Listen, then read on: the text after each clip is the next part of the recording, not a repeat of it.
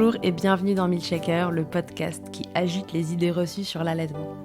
Je suis Charlotte Bergerot-Palisco, la maman d'un petit garçon de 4 ans, et dans la vie je suis ostéopathe spécialisée en périnatalité. J'ai destiné ma pratique aux femmes et aux enfants, en particulier dans cette période charnière autour de la grossesse, de la naissance et du postpartum, avec une spécificité, permettre aux bébés de mieux téter pour mettre en place un allaitement serein en libérant les bébés des tensions qui les empêchent de téter correctement. Ce podcast, je l'ai imaginé pour vous offrir des témoignages variés, des expériences de familles qui ont allaité plus ou moins longtemps et avec plus ou moins de facilité. Ici, vous découvrirez l'allaitement sous toutes ses coutures. Vous pourrez aussi vous informer auprès de professionnels, tous spécialisés dans le domaine, qui vous apporteront lors d'épisodes experts les informations les plus justes et vous permettront de vous orienter en cas de difficulté.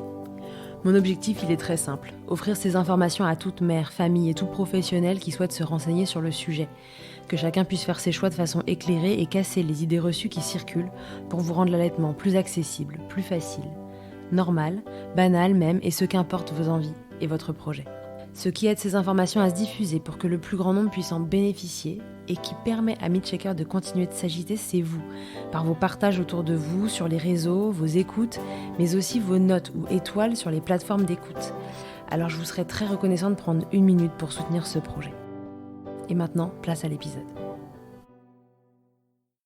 Laissez-moi vous présenter Julie Langy. Elle est consultante en lactation IBCLC et se situe en Charente-Maritime. C'était elle que je voulais spécifiquement interroger pour cet épisode, car le sujet lui-même est très spécifique. On va parler des fentes labiopalatines. C'est une malformation faciale qui peut prendre différentes formes, atteint de la lèvre au palais de votre bébé de façon plus ou moins importante. Et vous l'imaginez bien, ce n'est pas le genre de chose qui vous promet un allaitement serein. C'est tout de même un bébé sur 700 qui naît avec une fente labiopalatine, et par leur sensibilité au niveau ORL, ces bébés auraient d'autant plus besoin de lait maternel pour les aider à se protéger des infections.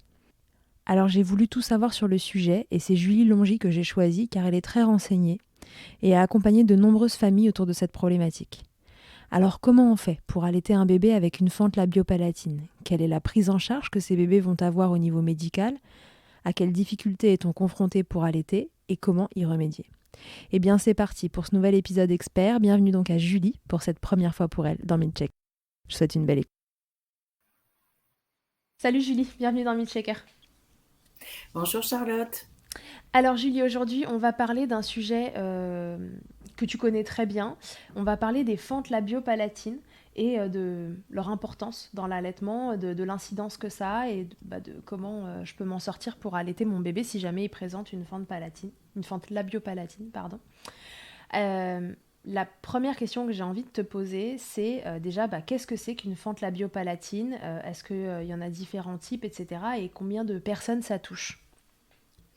Alors déjà, une fente labiopalatine se forme au moment de la grossesse, à peu près entre 5 et 7 semaines de grossesse, au moment où le visage du bébé va se fabriquer, où il y a une fusion au niveau des bourgeons du visage.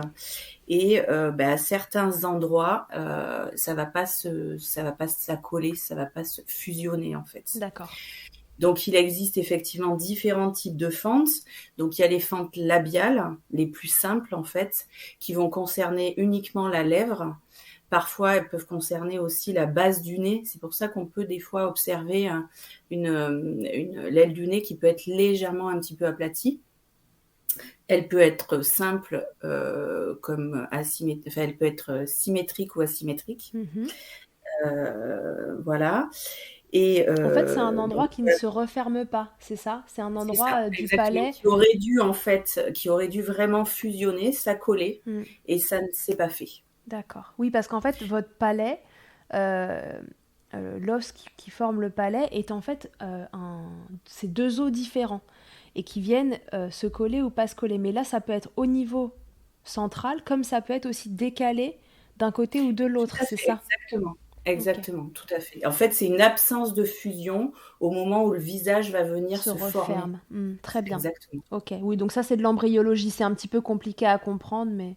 Donc il y a les fentes labiales qui vont toucher le nez et la lèvre, ou parfois c'est que la lèvre, ou parfois c'est la lèvre et le nez. Donc il y a les fentes labiales maxillaires, c'est-à-dire qu'elles vont toucher le nez le nez, la lèvre et le maxillaire, donc la gencive.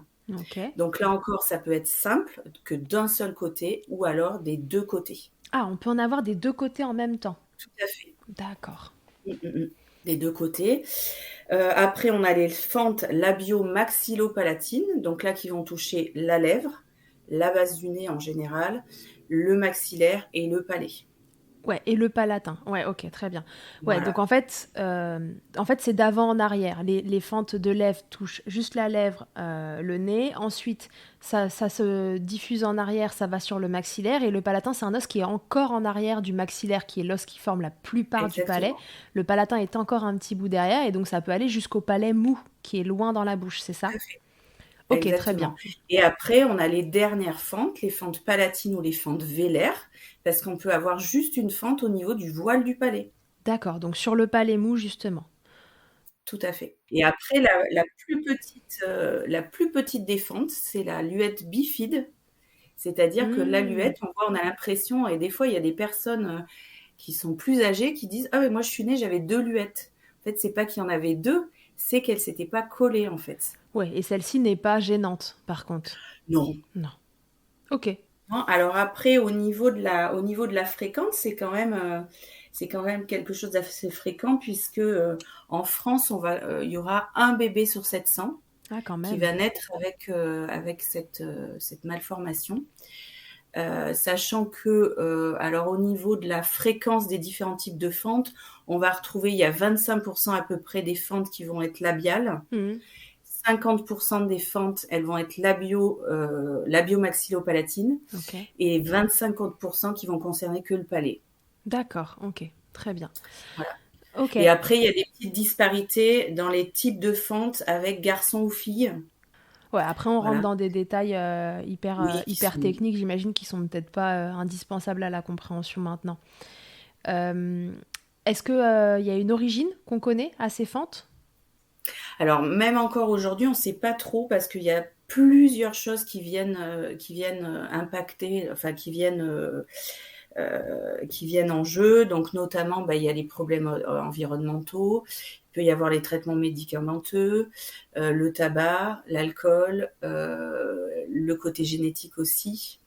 Il y a plein de choses qui interviennent. Ouais. Aujourd'hui, on n'a pas réussi à vraiment identifier précisément.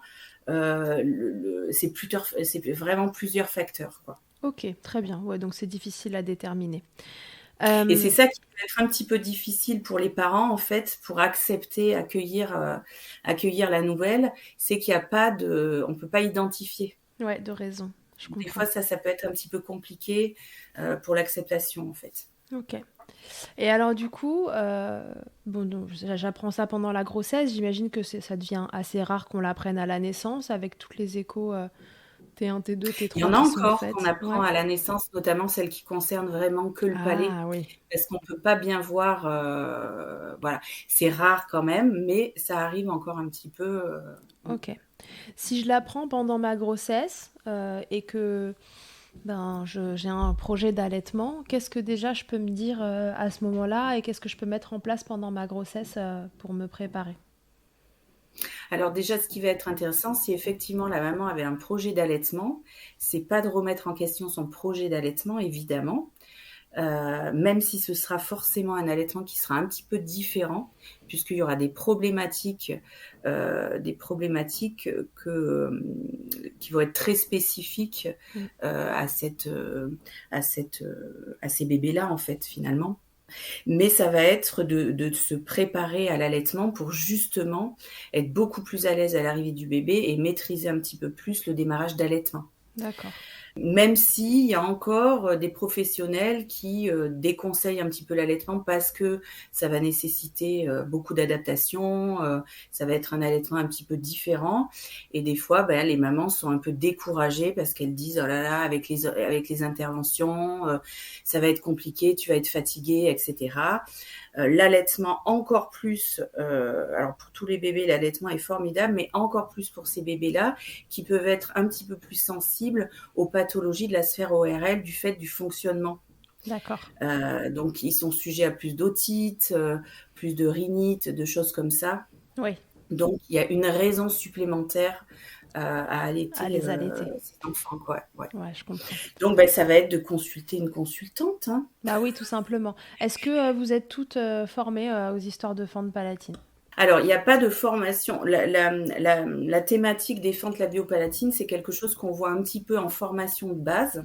Mais après, comme plein de professionnels des maternités, il y a beaucoup de professionnels qui n'ont jamais vu d'enfant avec cette problématique-là.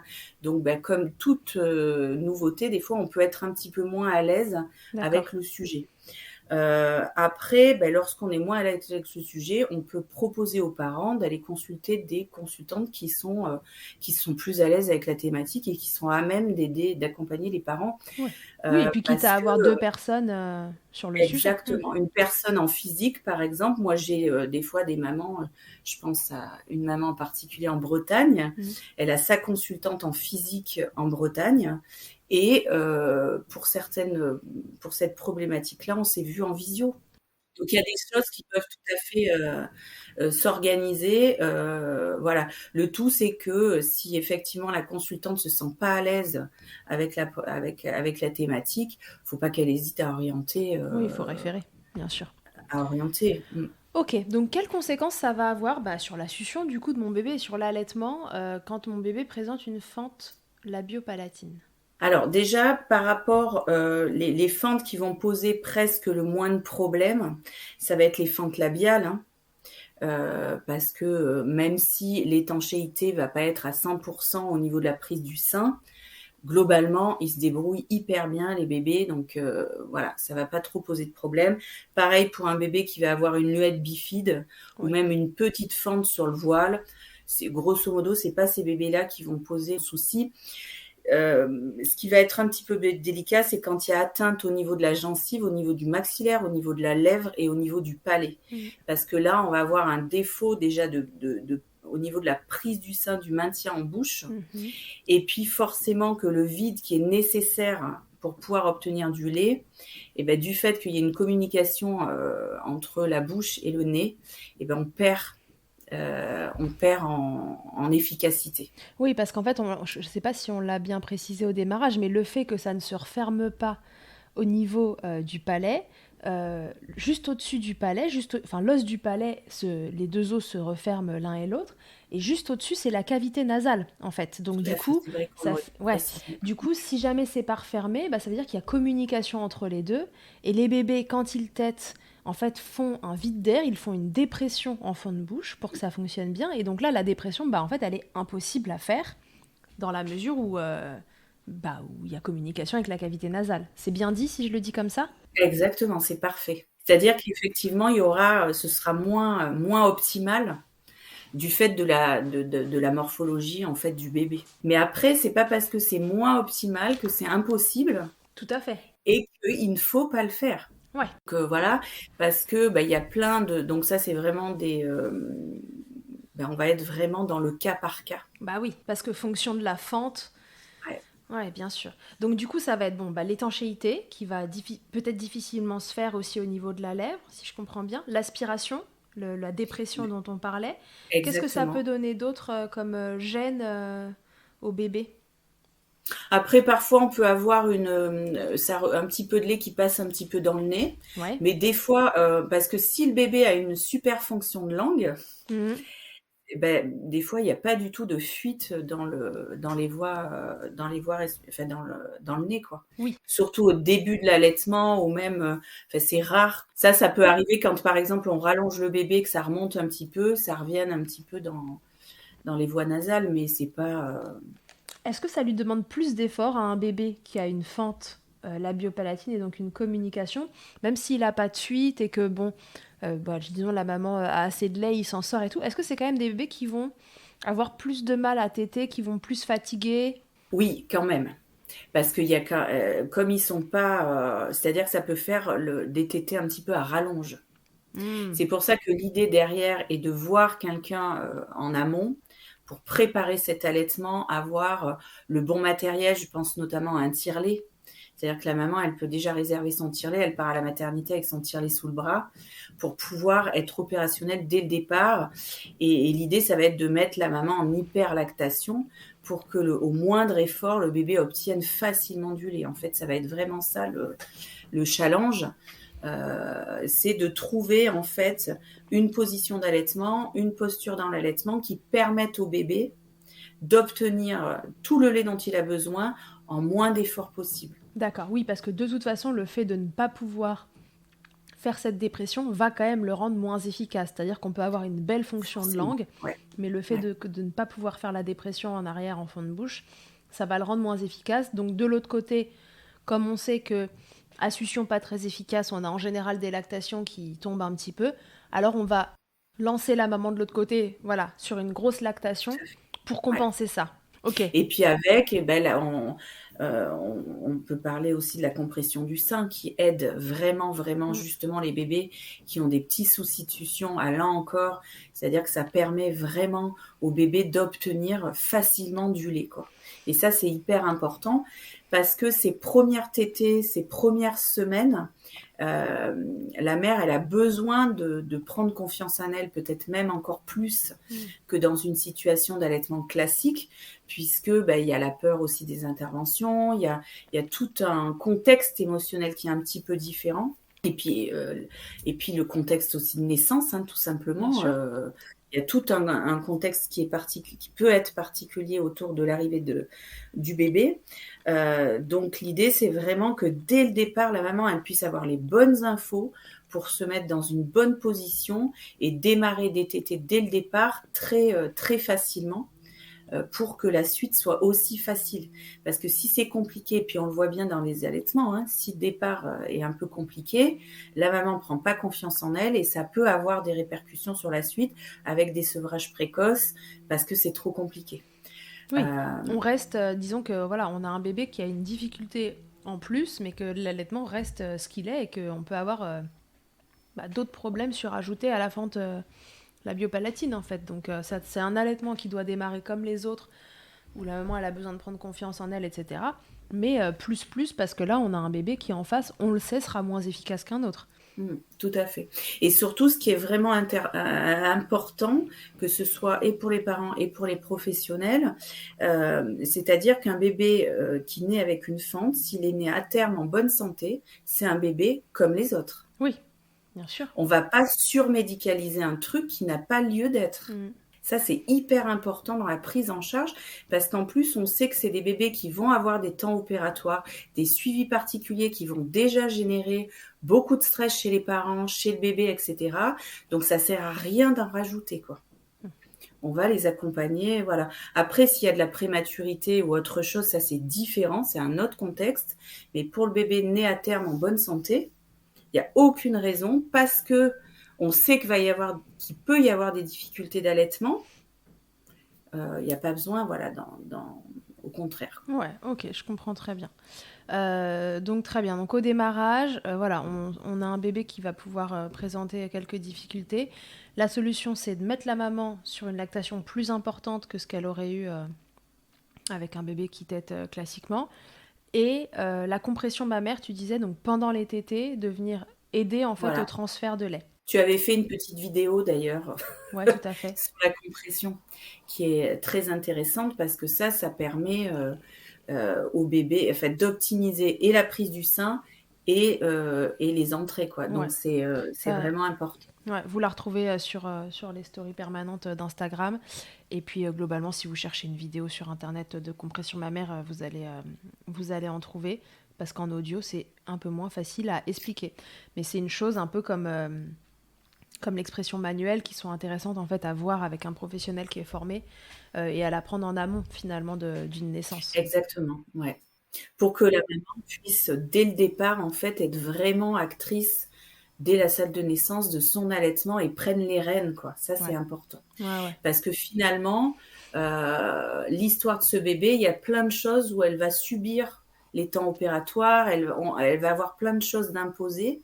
Donc là, si on peut lui laisser cette liberté-là, c'est hyper important que les parents puissent gérer aussi l'arrivée de ce bébé comme ils l'entendent, tranquillement, sereinement, quoi, pour qu'il puisse prendre confiance, quoi. Ok. Et au niveau des positions, est-ce qu'il y en a qui sont préconisées, d'autres non Est-ce qu'il y a des choses à essayer ? Alors, par rapport aux positions, l'important, mais ça je dirais presque, c'est dans tous les allaitements, ça va être la posture de la maman. Il faut vraiment qu'elle elle soit déjà hyper confortable. D'accord. Après, c'est même dans les allaitements classiques, c'est le bébé qu'on amène vers la maman et non pas l'inverse. Et je dirais presque que à partir du moment où le bébé arrive à avoir une prise de sein correcte et un bon transfert de lait, peu importe finalement la position, peu importe la position en fait, quoi. D'accord, donc faut en fait essayer de trouver ce qui convient le mieux. Donc si votre bébé il Tout a à l'air fait. d'être plus confortable dans un truc qu'un autre, et vous y compris, il faut chercher. Et puis vraiment là, on est sur un sujet quand même très particulier d'allaitement, qui est pas non plus hyper fréquent. Donc déjà l'allaitement en règle générale nécessite une consultation à un moment pour voir, voilà, pour faire le point, pour voir si tout se passe bien, etc. Là, il me semble quand même assez indispensable que vous ayez un suivi avec un professionnel à côté qui puisse vous aider justement à trouver cette position de confort si vous ne la trouvez pas spontanément, qui puisse vous montrer la compression mammaire, qui puisse voilà, Mm. refaire le point sur tout ça et vous accompagner parce que c'est une lactation qu'il va falloir surveiller aussi pour être sûr qu'elle soit suffisante. Enfin, ça fait un peu trop de sujets. Comme je dis toujours, quand les sujets s'empilent, restez pas seul dans votre coin avec un podcast à écouter. Là, il faut que vous ayez quelqu'un qui s'adapte à votre Oui. situation particulière. Et puis les mamans ont besoin aussi en consultation d'allaitement, elles nous racontent les choses, elles posent les choses, Bien sûr. donc toutes ces émotions qu'elles ont peut-être pas pu formuler à la maternité parce qu'elles étaient dans le faire et qu'elles n'ont pas pu vraiment vider leur sac et exprimer un petit peu leur ressenti. C'est aussi un temps qui leur est donné où elles peuvent dire voilà comment je me ressens, peut-être qu'elle est en colère, peut-être qu'elle est triste, peut-être qu'elle a peur, etc. etc. Et on part de l'arrivée de ce bébé pour donc l'allaitement c'est une partie, mais il n'y a pas que Non, l'allaitement c'est qui va tout un jouer contexte là. dans le suivi d'allaitement, bien sûr, quoi. Ok. Ok, très bien. Donc au démarrage, on résume la compression mammaire pour aider bébé, avoir vu quelqu'un être mise plutôt en hyperlactation, donc vraiment booster la lactation. Ça va être avec le tire-lait, ça va être éventuellement avec des compléments aussi, enfin voilà, à voir en fonction de Alors la au départ, on situation. peut faire les premiers jours un petit peu d'expression manuelle après Ouais, chaque tétée, ouais. parce qu'on sait que ça lance fort les lactations, donc ça c'est vraiment chouette. Et quand ça coule un petit peu plus, là on peut mettre un petit peu le tire-lait en plus après les tétés. Ok, très bien. Des compléments alimentaires à prendre?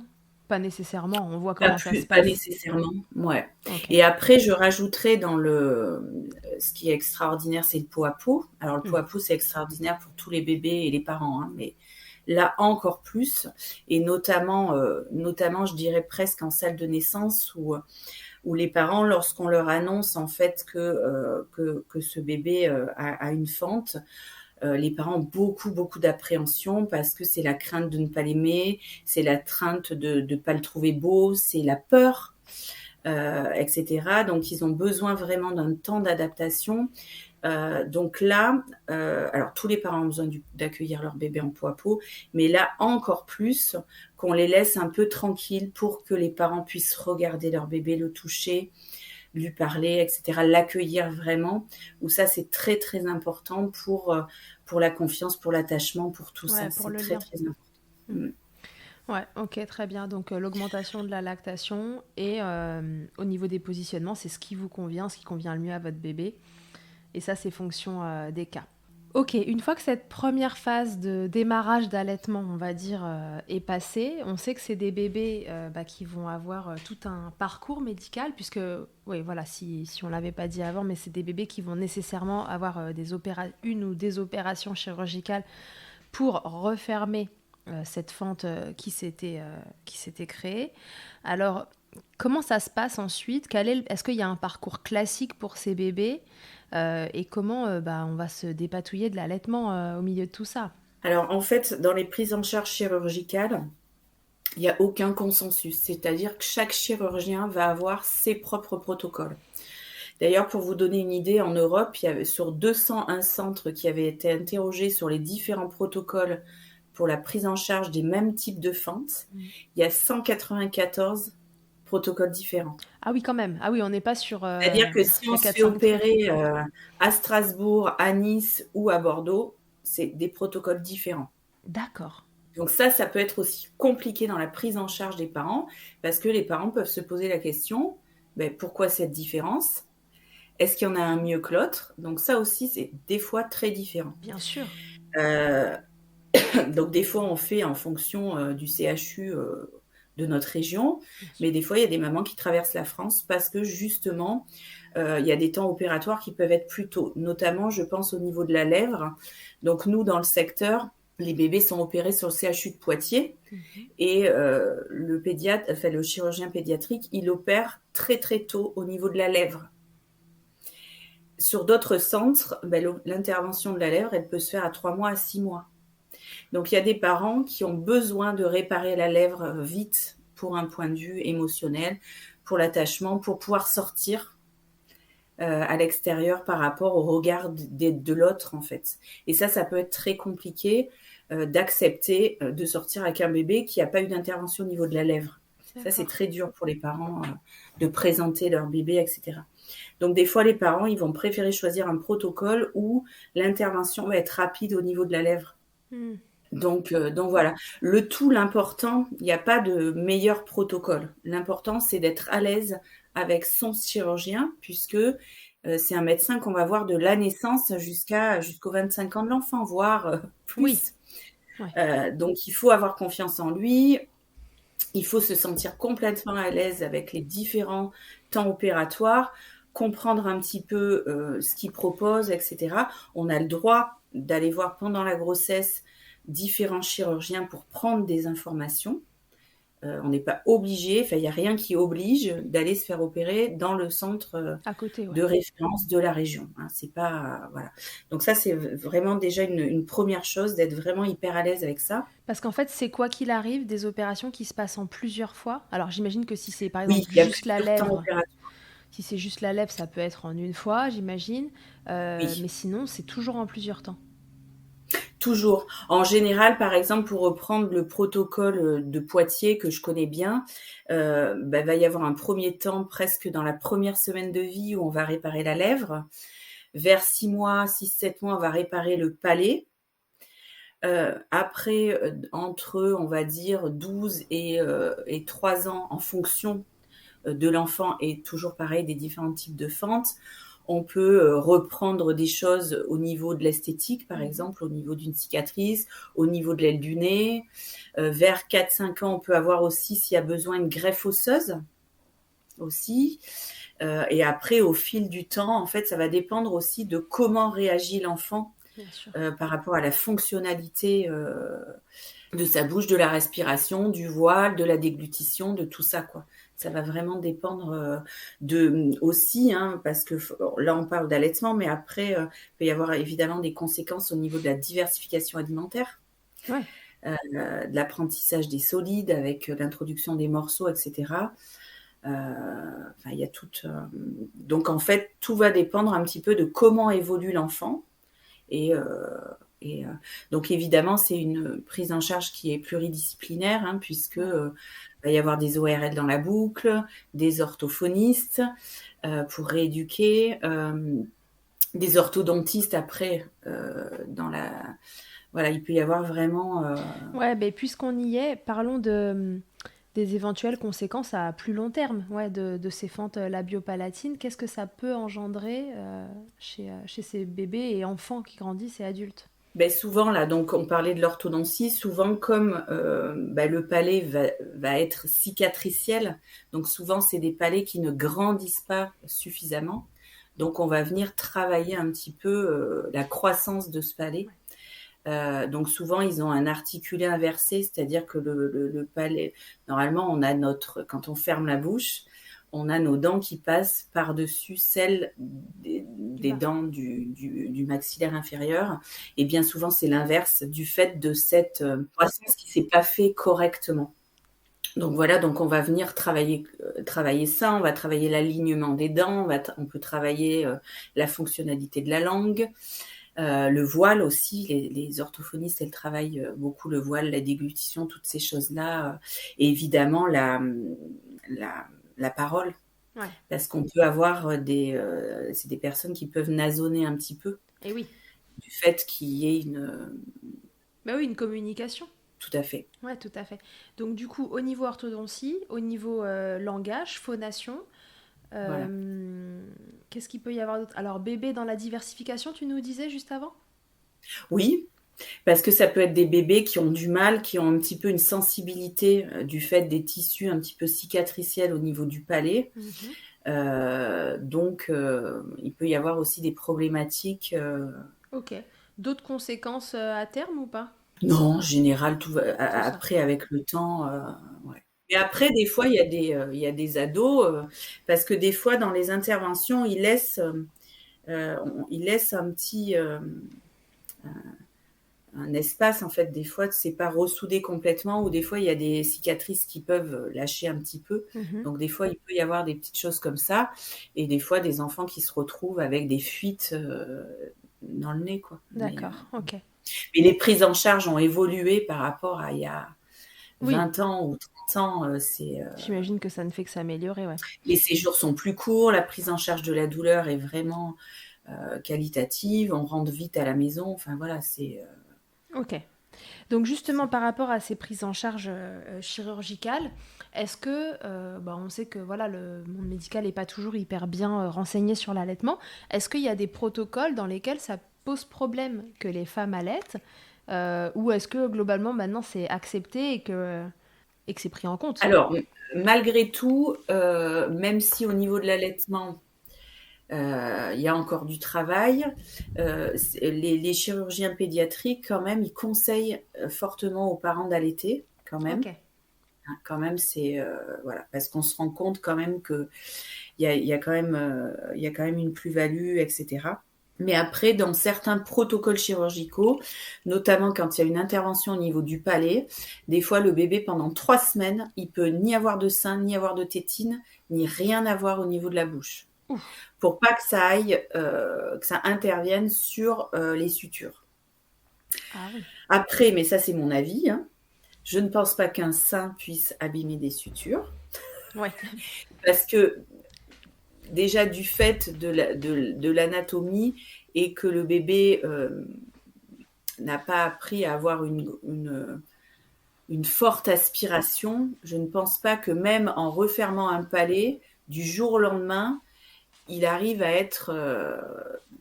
mais ça n'engage que moi. En tout cas, il y a certains protocoles qui imposent ça et pas d'autres. Alors que les sutures sont les mêmes a priori d'un endroit à l'autre, c'est ça? Donc ça, c'est des choses que les parents, quand ils rencontrent pendant la grossesse les chirurgiens, ils peuvent poser comme question.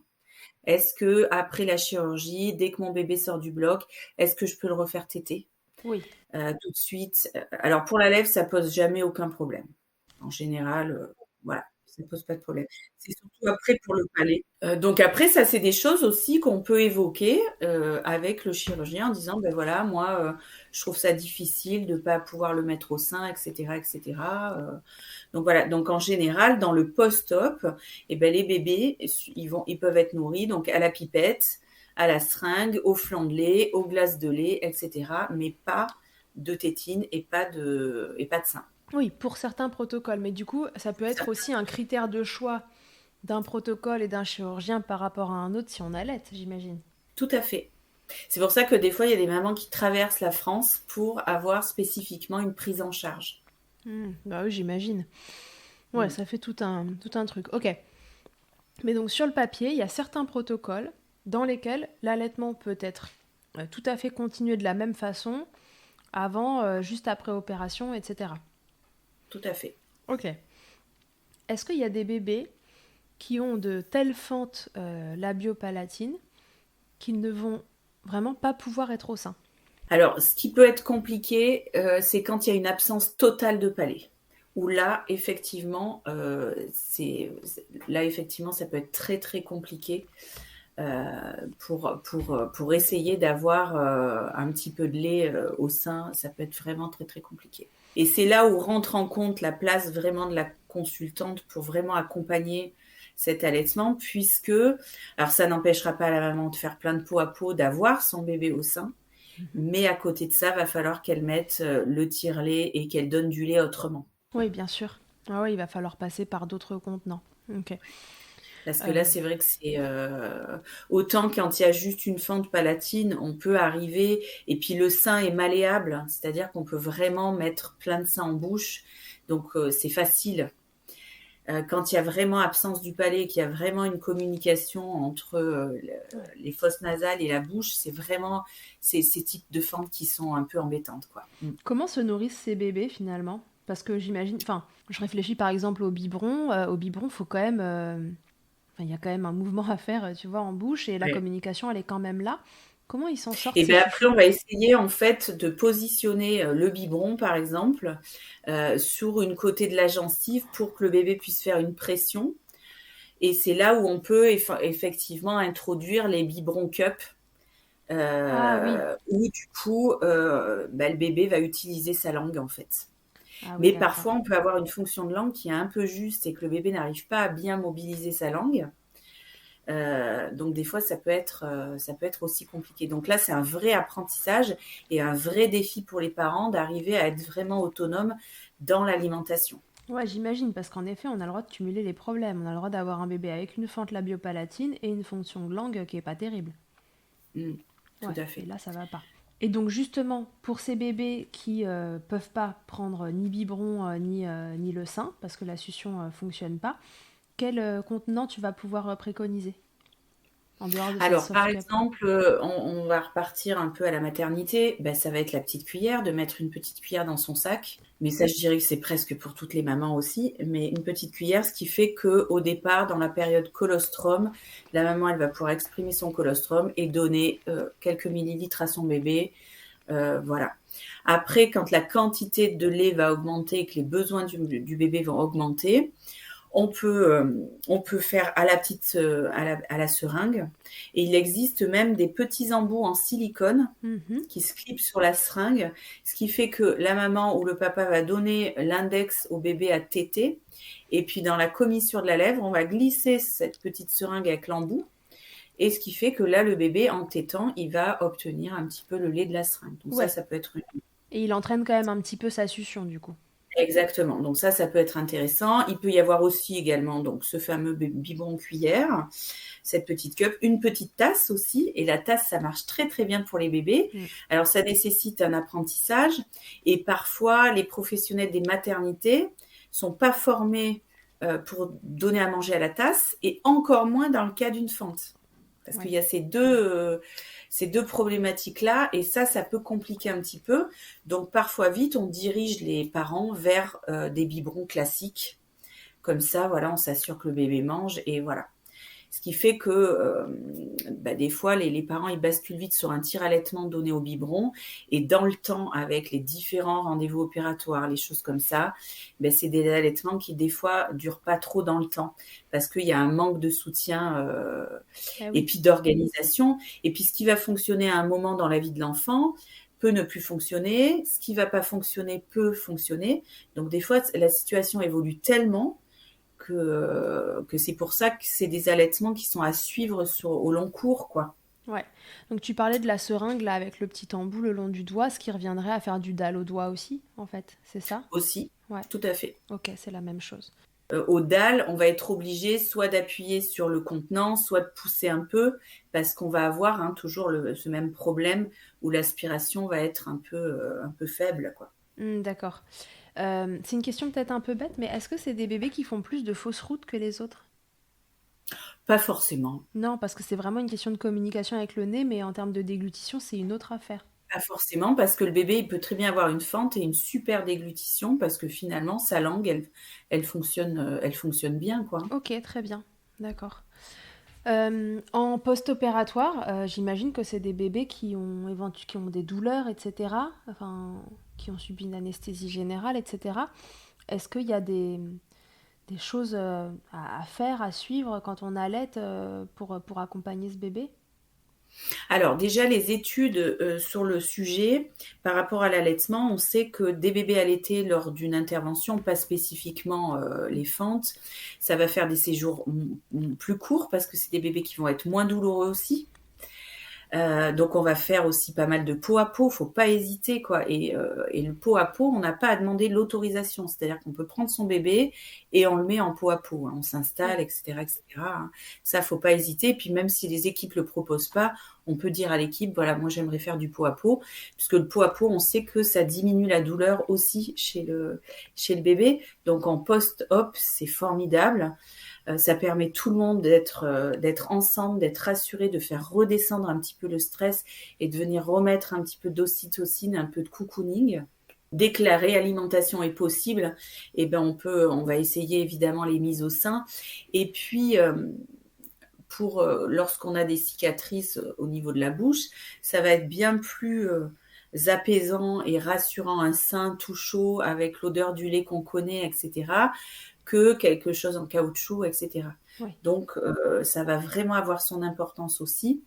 Et puis, les séjours sont vraiment relativement courts, hein, c'est-à-dire que rapidement, à partir du moment où le bébé se réalimente, qu'il n'est pas douloureux, hop, on peut rentrer, hein. Ouais, on rentre C'est à la très, très maison. court. Donc ça, c'est important aussi de ne pas passer longtemps, surtout quand il y a d'autres enfants à la maison. On est mieux chez soi, quoi.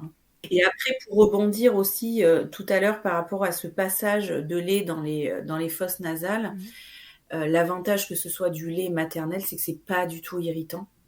Donc même s'il y a un peu de lait qui vient dans le nez, et ben c'est ok, hein. On fait même des lavages de nez au lait maternel. C'est ce que j'allais dire, Donc ouais. au contraire, c'est vraiment pas un souci cette histoire de fuite. Non, c'est juste impressionnant et Tout à fait. même sans histoire de fente palatine, je pense que on a tout eu à un moment un bébé qui ressort sur un petit reflux du lait par le nez. Oui. Bon, c'est jamais agréable à regarder, mais en fait c'est pas grave quoi. Une fois que c'est sorti d'ailleurs, c'est bon. Et en effet, le lait maternel, mieux vaut avoir du lait maternel que du lait de vache dans le nez quoi finalement. Ok, si jamais il y a des mamans qui ont besoin de soutien, d'accompagnement, vers quoi elles peuvent se tourner? Est-ce qu'il y a des groupes qui parlent de ces sujets-là et qui pourront être des retours d'expérience pour elles? Est-ce qu'il y a des associations? Enfin, vers quoi elles peuvent se tourner si elles ont envie d'échanger? Parce que c'est pas toujours le cas de tout le monde, mais si elles ont besoin d'avoir des témoignages similaires. Alors oui, effectivement, il y a des groupes sur Facebook où les parents peuvent échanger, témoigner, partager des expériences, des différents protocoles aussi Mhm. entre eux. Et il y a également aussi des associations pour les professionnels, notamment je pense à Tête Cou, Ouais. où ça va être toutes les problématiques autour de la tête et du cou, et les fentes, la biopalatine en font partie. Ouais. Donc là, il peut y avoir des infos qui peuvent être intéressantes, et je pense même qu'ils doivent faire de la formation ou Ok, voilà. d'accord. Pour les pros qui souhaitent se renseigner sur le sujet, est-ce que tu as un truc à conseiller? Alors c'est un sujet qui est pas forcément très courant dans les formations, Mhm. mais je pense qu'on doit en trouver. On doit en trouver. Il me semblait que Véronique Darmanja l'année dernière avait fait une thématique, Oui, un module de formation à ce sujet, d'accord. et j'y travaille. Et tu y travailles. Bon, très bien. Donc bientôt, J'y travaille. il y aura quelque Donc chose. bientôt, il devrait y avoir un petit truc à ce sujet. Ok, super. Donc on te suit si on a besoin d'infos de ce côté-là. Ok, très bien. Est-ce qu'on s'est tout dit, tu penses, Julie, sur les fentes labiopalatines et comment les accompagner? On se rend bien compte que ça va être du cas par cas et que voilà, là on essaie juste d'avoir la compréhension de ce que c'est, des éventuelles conséquences et de comment, dans les grandes lignes, on va l'accompagner, mais voilà, l'importance de se faire accompagner derrière. Mais est-ce que tu penses que là, on s'est dit ce qui était important pour que les Oui. mamans comprennent? Oui, on a déjà dit pas mal d'informations. Après, ben encore, voilà, ça va être vraiment de se faire accompagner pour Mm. pouvoir être soutenu vraiment dans son projet. Que c'est pas parce que on nous annonce ça qu'il faut revoir notre projet d'allaitement. Au contraire, Ouais, parce que cet allaitement, il va prendre un tout autre sens. ouais. Donc ça, c'est vraiment hyper important. Euh, donc se faire aider, pas renoncer à son allaitement. Et, et voilà. Et je reste disponible si moi il y a des professionnels ou des parents qui souhaitent des informations à ce Ouais. sujet, pas Oui, qu'ils oui, là hésitent. ça peut vraiment être intéressant d'avoir des gens en doublon, c'est un sujet très spécifique et ça n'enlève rien. Ben, encore une fois, c'est un allaitement classique sur lequel vient se rajouter une problématique de fente labiopalatine et donc voilà, ça peut toujours être intéressant d'avoir 2 personnes qui travaillent de concert pour nous accompagner au mieux. Ok, très bien. Bah écoute, super. Merci beaucoup de nous avoir donné toutes ces infos sur les fentes labiopalatines. C'est un sujet voilà, qui est pas évident, mais qui est quand même assez fréquent hein, finalement. Tout à fait, ouais. Donc c'est à prendre quand même en compte. Et puis voilà, on note l'importance aussi pour ces bébés-là d'être allaités, alors que ça rajoute une difficulté. Donc ça doit être un peu compliqué pour les mamans au démarrage. Et puis je sais pas, si on n'a pas nécessairement le projet d'allaitement, mais qu'on se dit que c'est mieux, est-ce que c'est pas parfois un facteur qui nous fait dire allez, bah, j'essaye quand même, etc. alors que c'est plus compliqué. Enfin voilà, ça mérite accompagnement. Donc c'est cool d'avoir pu déjà un petit peu débroussailler ce sujet avec toi. Merci beaucoup pour toutes ces infos. Et puis si jamais vous êtes concerné, bah voilà, faites-vous accompagner. Comme elle vous le disait, il y a des groupes autour de tout ça. Prenez des témoignages, puisqu'on aura entendu aussi qu'au niveau prise en charge, c'est très très différent d'un endroit à l'autre. Et sentez-vous libre voilà, de vous renseigner et de voir ce qui vous convient le mieux fonction du projet allaitement et autres que vous avez. Ok, et bah super. Merci beaucoup Julie. Je te dis à très vite. Charlotte. Merci d'avoir écouté cet épisode. S'il t'a plu, je te rappelle que tu peux t'abonner, noter sur ta plateforme d'écoute préférée et faire voyager ce podcast pour que l'information circule au maximum. Si tu te rends sur milchecker.fr, tu trouveras tous les épisodes depuis 2020. Ils sont là pour t'apporter toujours plus d'informations et de transmissions autour de l'allaitement maternel. Si tu préfères lire ou bien que tu es coincé sous un bébé qu'il ne faut pas réveiller, sache que tu y trouveras aussi le blog de Milchecker. Chaque semaine, c'est un article qui sort pour avoir accès aux informations délivrées par des professionnels du podcast, et plus encore. Enfin, si tu me cherches en tant qu'ostéopathe pour toi ou pour ton bébé, tu peux me retrouver à Suresnes dans les Hauts-de-Seine au centre IG4U que j'ai créé en 2020, sur mon site internet charlotte-bergerot.fr et pour la prise de rendez-vous, ça se passe sur Doctolib. On se quitte en musique avec Emma et son titre Blinded, écrit et composé en collaboration avec Nemen. À très vite pour un nouvel épisode et d'ici là, n'oubliez pas, prenez soin de vous, milcheckez autant que vous le voudrez et bousculons ensemble les idées reçues sur l'allaitement maternel.